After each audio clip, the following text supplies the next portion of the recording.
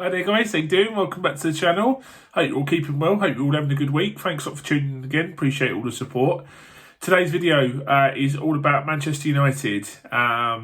What a mess they are in. One of the world's biggest clubs, arguably top 5 biggest clubs in the world, certainly in regards to revenue, success over the years, the fan base, they are a massive, massive club.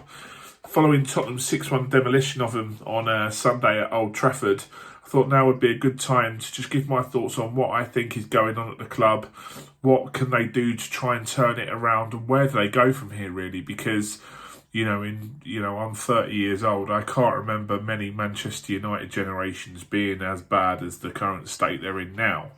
Despite their third place finish last year, which by all accounts was a miracle to get third place with that squad really, but yeah, it's very, very interesting to see just exactly what's happening there, because if you have a look at the squad that they've currently got, that squad is not far off challenging for the title, in my opinion. I think that this summer really showcased just how bad Ed Woodward is at the footballing side of running a football club. In case you don't know, Ed Woodward is the Executive Vice Chairman of Manchester United. He's basically in charge of all footballing and commercial activity at the club. Now, he's a very, very good businessman. He has generated hundreds of millions of pounds worth of revenue for the club, during his time there with sponsorships, the Chevrolet deal, the Adidas deal, the kit sponsorship and stuff like that. He's very, very good at what he does.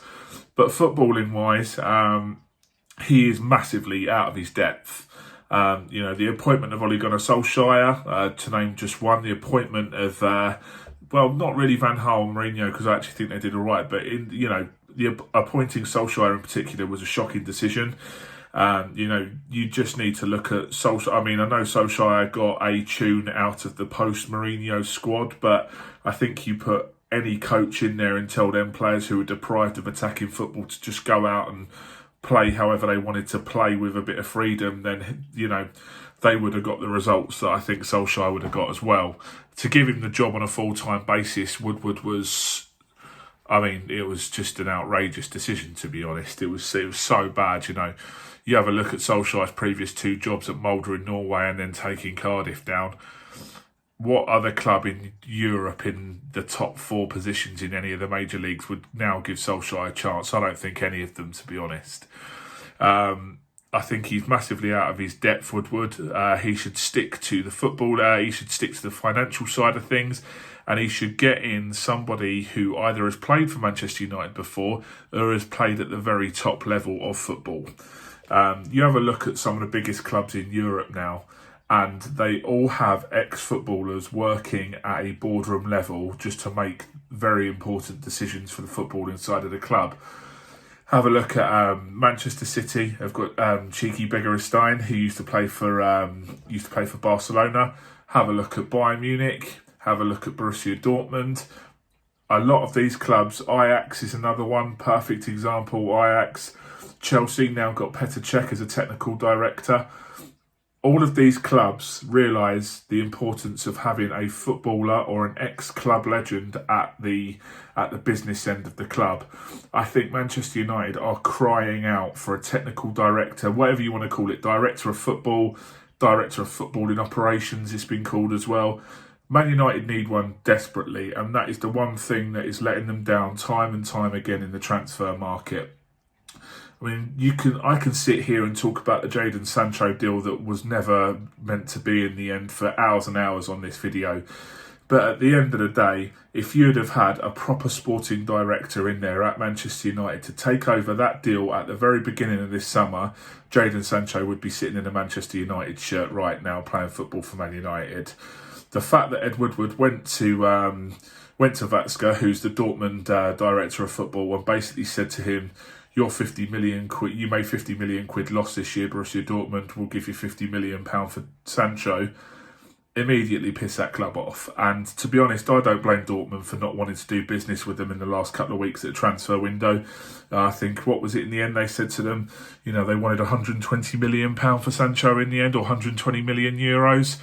Closest Man United got to it after going back and forth all summer, I think, was 91 million was the final bid a few days before the transfer window ended. What did Man United end up with? Alex Telles, a 28-year-old Brazilian left-back who they weren't really linked with until the final few weeks of the summer, and a 34-year-old Edinson Cavani who hasn't played football for about 6 months, who'd just been released by another big club in PSG.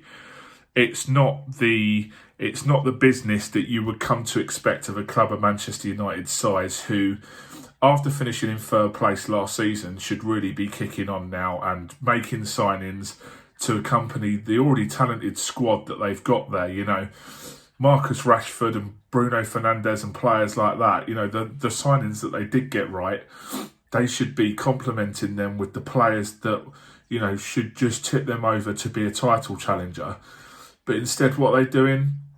Well, they were going after Sancho, which I didn't really think they needed. They went for Donny van de Beek, which was a really good signing, but did they need him with Bruno Fernandes and Paul Pogba there, who play in the same position as him already? Probably not. No, they probably should have gone for Kalidou Koulibaly, someone like that, Milan Skriniar at Inter Milan, who Spurs were linked with. You know, even Thomas Partey, who ended up at Arsenal, 45 million. They would have sorted their midfield right out instead of relying on Nemanja Matic again this season.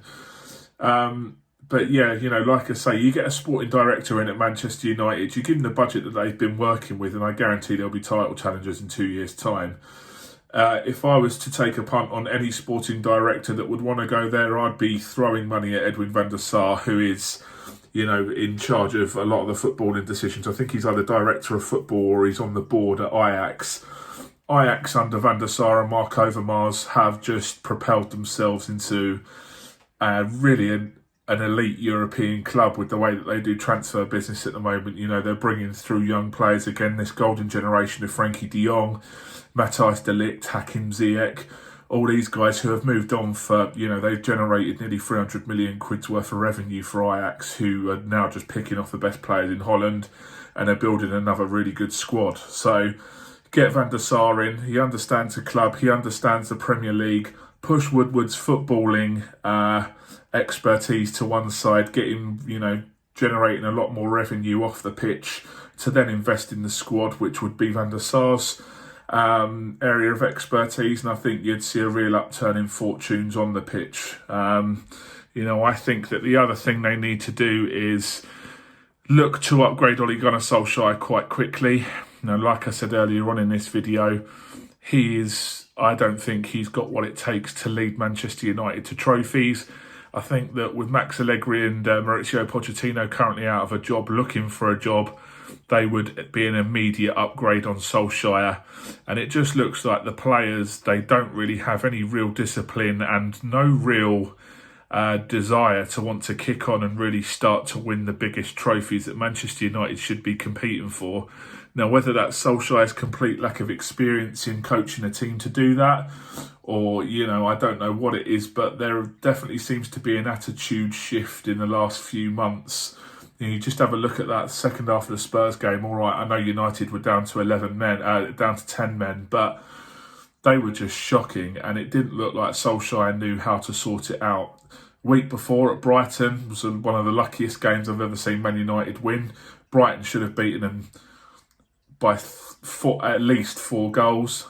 First game of the season, they got turned over by Palace. If it wasn't for that Bruno Fernandes penalty, they could easily be sitting on 1 or 0 points after 3 games. So, yeah, I think that there are big decisions to be made. But the main talking points, get rid of Edward. Well, move Ed Woodward aside, get a proper sporting director in there who knows the club, who knows what it's like to be a footballer and how a football club is supposed to be run on the pitch. And B, replace Solskjaer with somebody who has got that big game experience of being a manager. You know, Pochettino, Allegri, someone like that. I think that in 2 years' time, if they were to do both of them things, they'd probably be challenging Liverpool, Manchester City for the Premier League. So, yeah, let me know what you think. It's a very, very interesting time to be a Manchester United fan right now. Obviously, I'm a Spurs fan myself, but I know a couple of Man United fans, and they're not happy at all. They're just, you know, constantly talking about what a shambles the club is, but it certainly makes it very interesting for a neutral looking on the outside. So these are my thoughts. Let me know what your thoughts are about the club, what they should do to improve and to build. You know, they've got pretty much endless money there with the money that they generate through, you know, sort of like advertising and revenue and commercially. You know, they're absolutely massive in Asia, aren't they, Manchester United? So, yeah, let me know your thoughts. And until next time, stay safe and I'll speak to you soon. Take care, guys. See you later. Bye.